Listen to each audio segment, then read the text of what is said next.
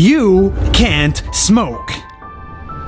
Everybody knows that you cannot smoke inside airplanes. You cannot smoke inside hotels. You cannot smoke inside shopping malls.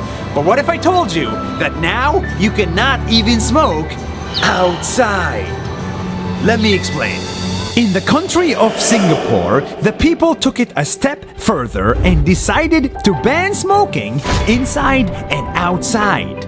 In this entire 3-kilometer district, smoking is no longer allowed. No smoking on the street, no smoking on the sidewalk, no smoking around people, no smoking anywhere in this entire gigantic, busy shopping area. You can only light up a cigarette in tiny, tiny boxes that are clearly marked.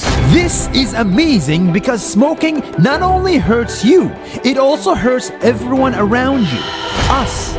That's why this ban here in Singapore and hopefully everywhere in the world is terrible news for smokers. But for the rest of us, this is great news. That's 1 minute.